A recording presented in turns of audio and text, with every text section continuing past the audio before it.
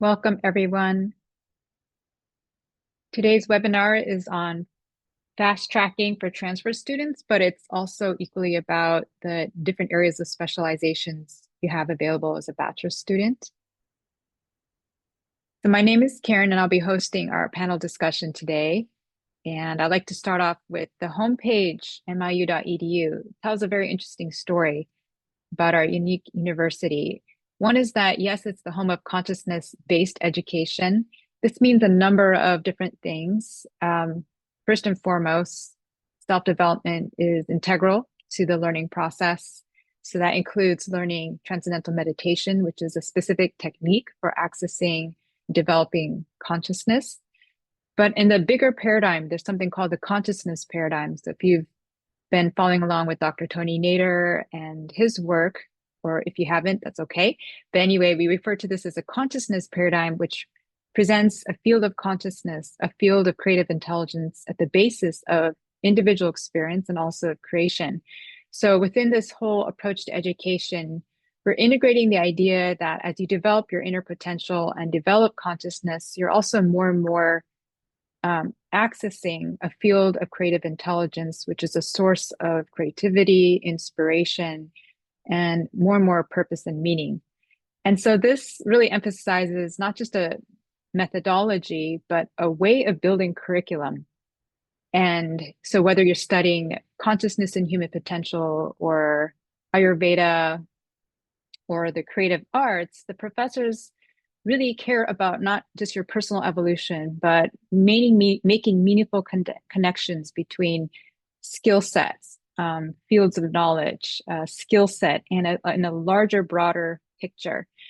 So on this website, you'll see self-knowledge and inner growth emphasized, but also university culture with heart. You also see natural health and wellness, really showing that at the basis of this educational approach is a community that really values meaning and living well.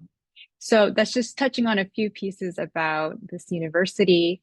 But today's theme is really about the undergraduate program and how throughout our time we've made it more and more accessible to people who might have started a degree elsewhere. Maybe you stopped for a career change, or maybe you were looking for more depth. Whatever the reason, we've come up with a way to integrate your past learning experience and credits into a fast track opportunity, into a bachelor's degree called the Applied Arts and Sciences.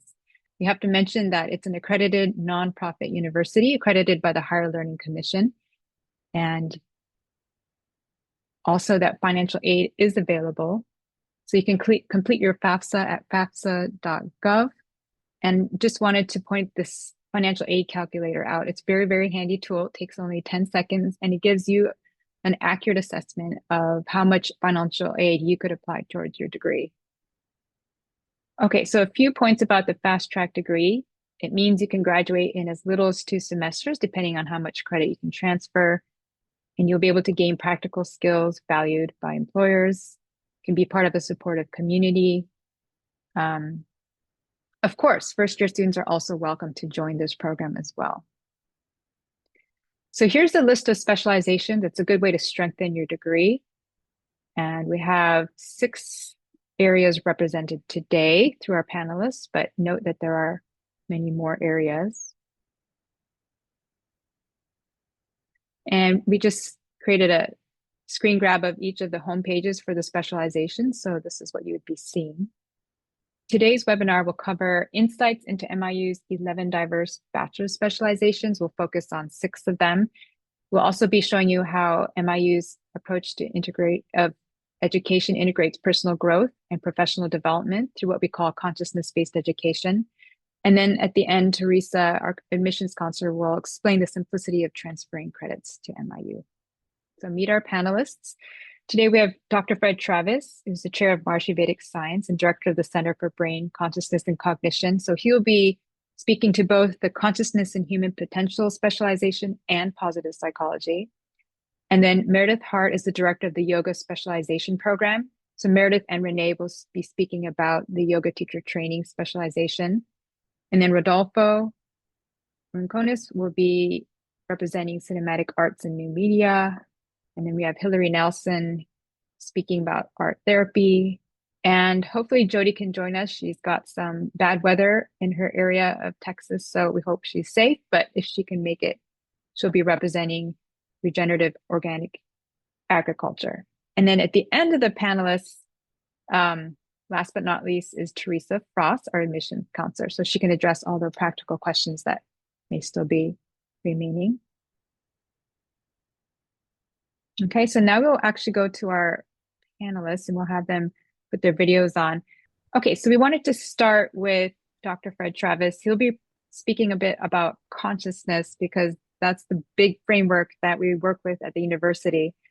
So Dr. Travis, could you explain a little bit about the approach to consciousness that we take and what would a specialization entail? What kinds of points of knowledge would we be learning? Thank you, Karen. I'm Mm-hmm. happy to be here. Uh, all programs you take, they have some concrete outcome.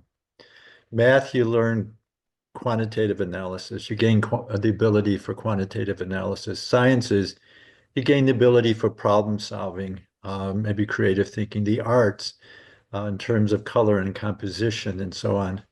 Consciousness and human potential, the outcome is self-development. Exploring who you are, how you relate to the world around you, and what you can do to develop and unfold your gifts. To get an understanding of what we're talking about in terms of self-development is think of a time when it started to get very crazy and all these competing challenges are there. And sometimes your mind gets filled with a problem and it just begins to churn. Other times you can step back and you find you're quiet and you begin to see the larger picture. You begin to see creative solutions. You begin to see deeper insights into what's going on. That's the field of life that you explore in this major. An offshoot of this major is a positive psychology and consciousness. Excuse me, offshoot of this specialization in consciousness and human potential is a specialization in positive psychology and consciousness. Positive psychology is a developed field based on scientific research, and what it focuses on is how to understand thinking and feeling, but in terms of the strengths rather than the weaknesses. It focuses on what you can do to build the good in life rather than fix what is broken. It tries to take normal people and allow them to be great rather than to take dysfunctional individuals and help them to be normal. Positive psychology is based on research. And for instance, it looks at the effect of positive emotions on immune functioning, positive emotions on longevity, the importance of relationships and how you can strengthen relationships. The positive psychology and consciousness, however, is a unique synergy. It's not seen anywhere else in the world because you can get lost in the science and what can emerge is something called toxic positivity. And we know those people, whenever there's a problem, they say, it's all good, or don't be so negative. That's because they don't have a stable basis inside to actually allow the recommendations from positive psychology to naturally flow out. And that's what happens when you place positive psychology in the field of the science of consciousness on what you learn in the specialization of consciousness and human potential. So you have a stable place inside, you're more resilient, so you can actually use these deep insights from positive psychology. So I hope that gives you a bit of a feeling for what goes on in both of these specializations. Yeah, thank you. And you also mentioned that the consciousness-based approach really gives the psychology a unique model. And so thank you for explaining. Yeah, those are two separate specializations. There's the consciousness and human potential, and then there's positive psychology, but they're also very synergistic. So I think that if there's any other questions down the road, we can refer them back to Dr. Travis, whether it's about TM or mindfulness. Usually that comes up in the webinar. For now, thank you, Dr. Travis. We're going to be now integrating consciousness into the yoga perspective. So Meredith will be handling that. And how would you explain the consciousness framework in terms of a yoga program, and what kind of teachers do you create? Sure. Well, one thing that comes to my mind right away, just listening to Dr. Travis, is this reference point to the stable place inside. And we can look to Patanjali's sutras, which describe what asana is, or yoga pose, as sthira sukham asanam. And this simply means asana is steady pleasantness. And this is what we're cultivating within ourselves, and also what we're learning to support our students in discovering within themselves through the practices of yoga. So that's a big part of our program. And, I guess one of my main questions is, how do we practice from that place of ease? How do we contact that? And Maharishi has left us so many wonderful teachings. And this is what we apply in our program, is the teachings that he has given us and how to bring it into life. So, Renee, do you have anything Well, that one you thing want to add to that that? yeah, one thing that certainly distinguishes Maharshi Yoga Asanas is that ability to deeply rest along with the dynamism, not only resting between the poses, but as you mentioned, finding that pleasant steadiness in every pose. And I really see how that transforms myself. I see how it transforms our students. Mm-hmm.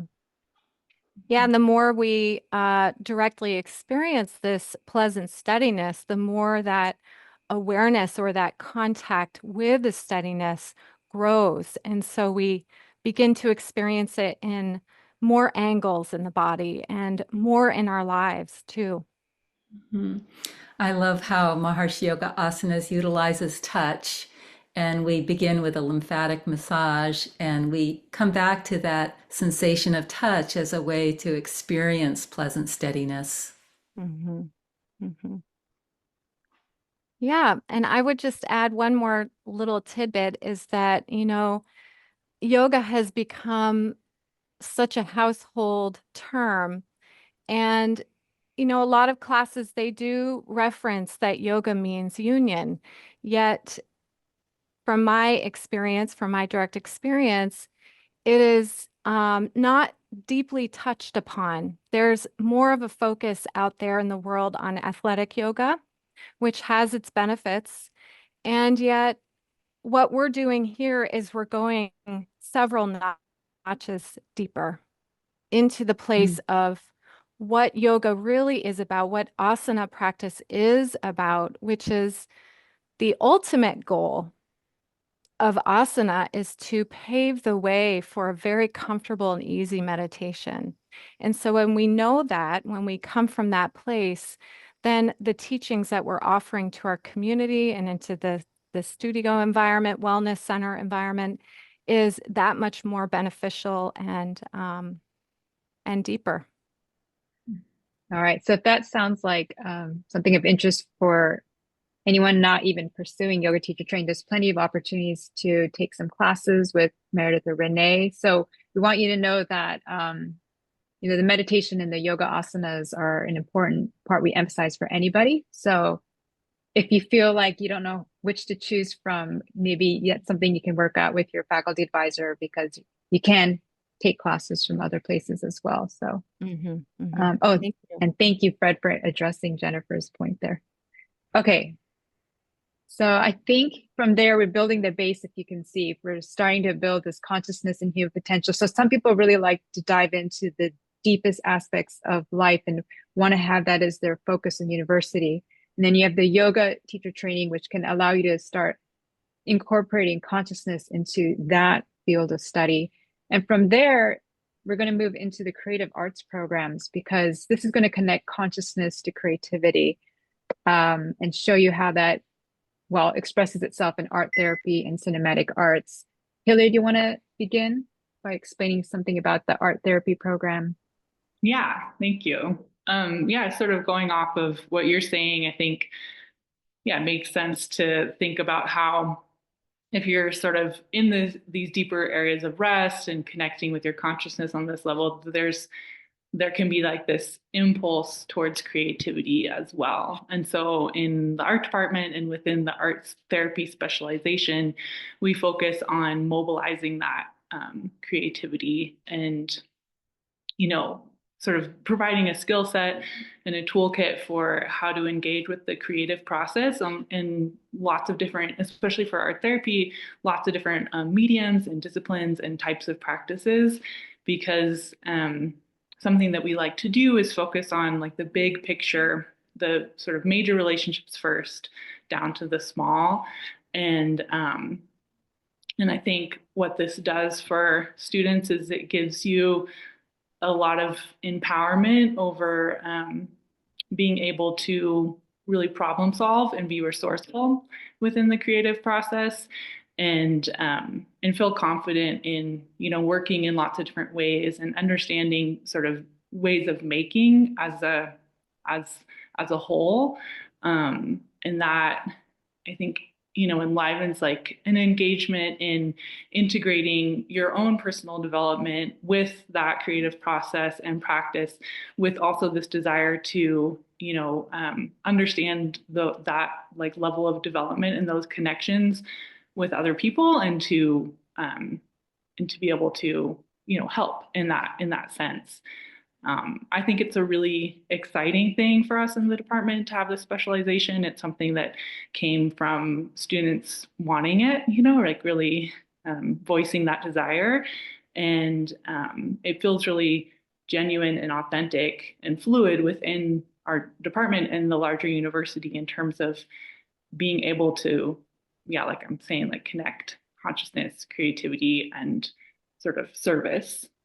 What are some of the class names that you can think Yeah, of? so you would be taking both psychology courses as well as studio art courses. And so for the studio art, you want to have like, you know, be able to understand a wide variety of processes. So we have drawing, painting, sculpture, color, um, sort of like a elements of art appreciation type of thing, and then Mm. the psychology courses. And, you know, I think people are curious what it's like to be a student in an art class online, but actually my experience is that it's like, yeah, as I said, very empowering and very, um, you know, whereas in an in-person scenario, you might have your peers and the instructor like right there to be able to resolve an issue. And we have that with the webinars and the video tutorials, but the type of problem solving and the solutions that come forward with the online studio courses, I think, are really like personal and very focused in that they're really able to like build those resources for themselves.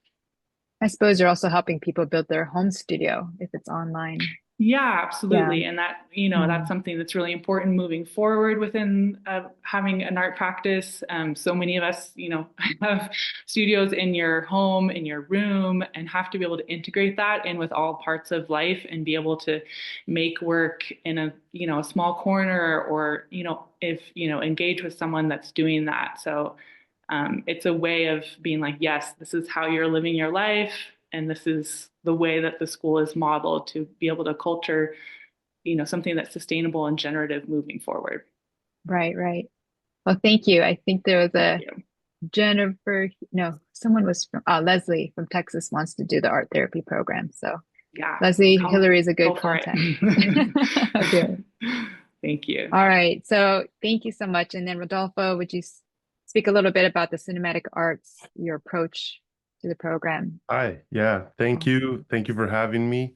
So one of the things that I really think is important about our cinematic arts and new media program is that we are project based. So you go through this block system and you actually get to engage with the material, deeply go into that subject and develop a project dealing with that subject. So we have a couple of different areas that students can go through. And some of the courses that we have are courses in audio, in recording audio, very technical skills. We have cinematography, video editing.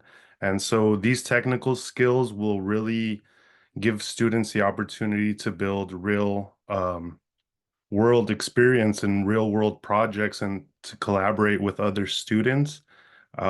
We also Speaking about this block system, it's very good because it eliminates a lot of like the distraction and it really allows you to focus and hone in on a specific class.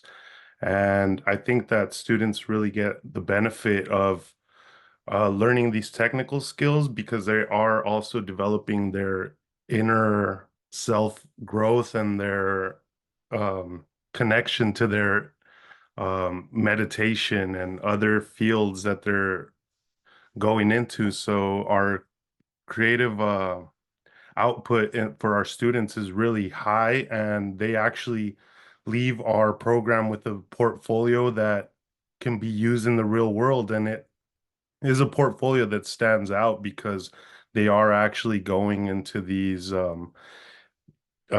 inner development as well, and you can really tell when the students are really engaged with their consciousness as opposed to when people are creating from a really superficial level. So I think that it is a really unique program here, and yeah, I've really enjoyed being a part of it. Yeah, you mentioned the one block system. So just wanted to add that on campus, it's one Mm, class per month. And then online, mhm. depending on if you're full-time or part-time, it's one or two classes over 2 months. So it's slightly different structure, but it still stands that we're really developed a model where you get to immerse in one thing at a time and not have your attention scattered over 5 or 6 different classes. So that's our immersion model. So now you have a flavor for the different specializations and just seeing if anybody has any questions about the methodology or the approach to learning. Yeah, so what if you're interested in more than one program? How do you narrow down what would be the best fit? I wonder if Teresa, this would be a good time for you. I'm not sure, but we're going to have Teresa now present her area of specialty is, of course, handling admissions, and she has some tips for us. Hi, everyone. I am the admissions counselor for the Consciousness and Human Potential programs, but I've been the counselor for several other programs in the past. So it might be helpful to just go over quickly the admissions process. It's very simple. So we have our initial application form on our website. So you just go click apply now, that orange button, and fill out the form.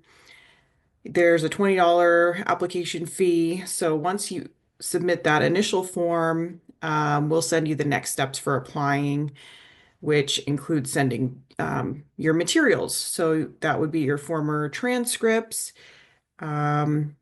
If you're online, you don't need a recommendation, but if you're on campus, you would need one recommendation sent from a current or former teacher or work supervisor, something like that, and your admissions essay, possibly a couple other things depending on the program you're choosing, but that's pretty much it. Once we get your materials, we'll schedule a phone interview, which is just an informal conversation to get to know you a little bit and answer any last questions that you may still have. So pretty simple. Once at the point in the admissions process that we will evaluate your transcripts, it's as soon as we get them. So as soon as we get your transcripts, they'll be evaluated for transferable credits if you have college credits. So we have a lot of students who are interested in more than one program to address this question. People do different things. Sometimes you can double major if that's what you want to do. You're going to have to take more classes that way, and it might take longer to complete your program. Some people choose to do a major and a minor. Some people choose to create their own individualized major. That's an option as well. And in that case, you'd work with your academic advisor to design a program to meet your goals using the departments and the classes that we already offer. And you just get that unique program designed and then approved by the board. All right, so I think that helps address, at what point you have to specialize. And then I'll just get a point or two in the chat that this arts and science degree is basically a liberal arts degree, and it just helps you fast track, but you can hop on board earlier than that. And then, and like Teresa was mentioning, if you suddenly had some more interest, you can add that on. It just would take a little bit longer. So, okay, so any other questions There's about? a question from Yeah. Lachey Coney about what she has to submit. Maybe Teresa could see that and respond. Oh, she has an Yeah, sure. associate degree. Right.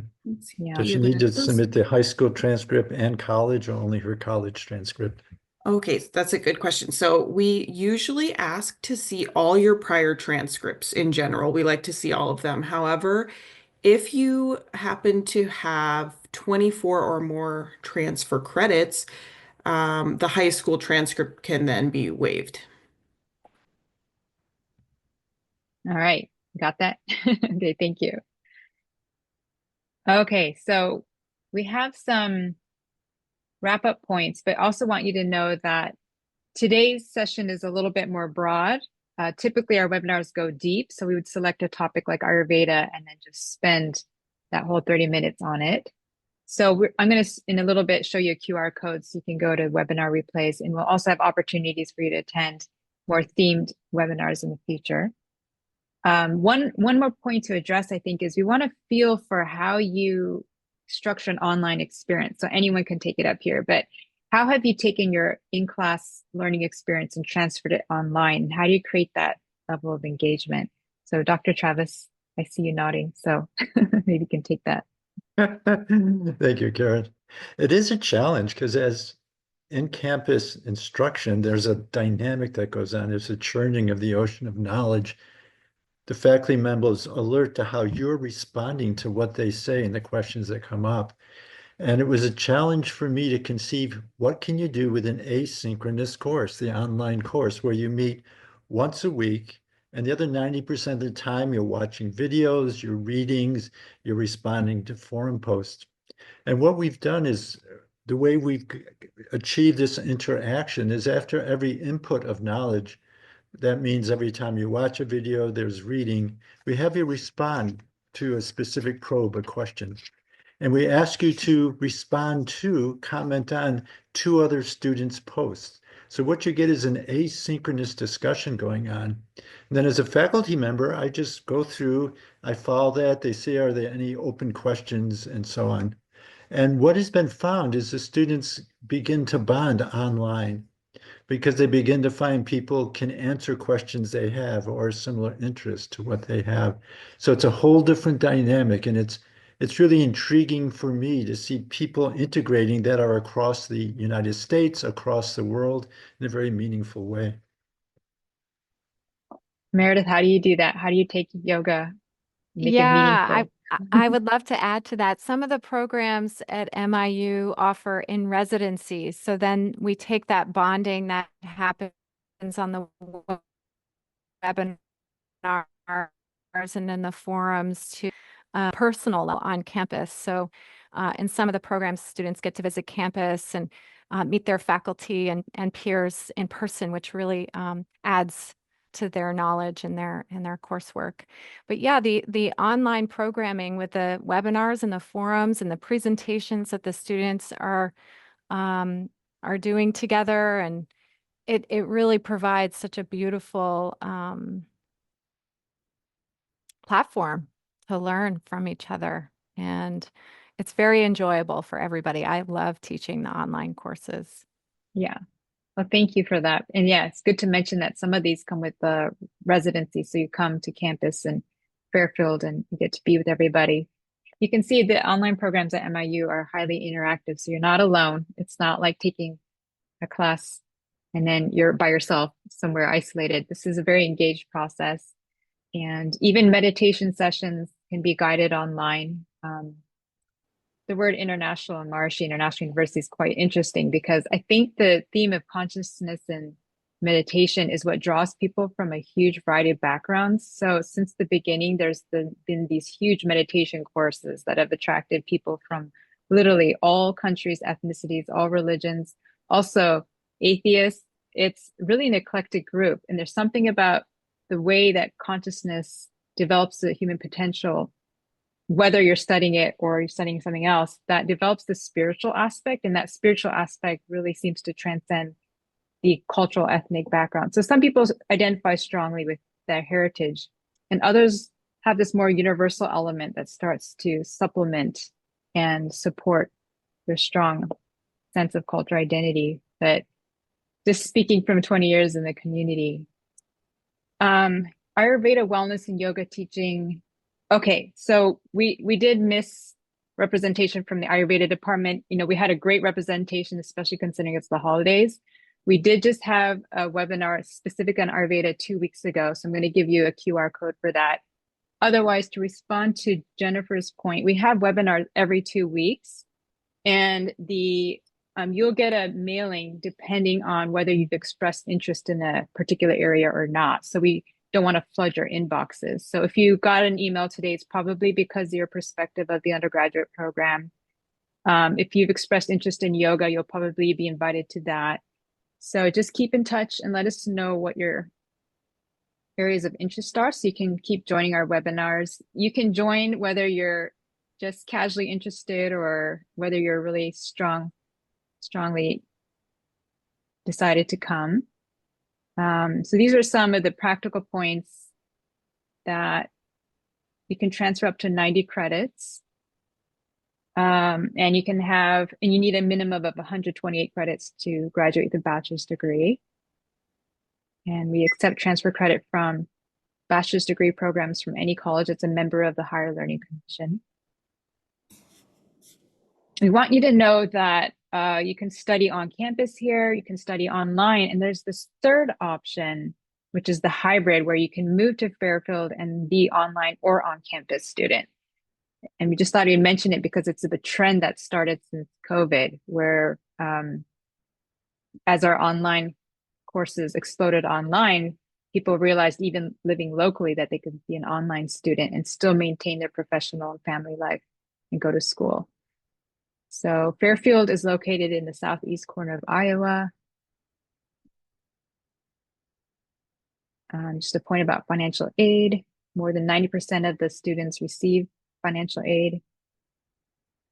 And we have in-person visitors weekends, but not until the spring. So until then, just look out for these interactive webinars that we are hosting every 2 weeks.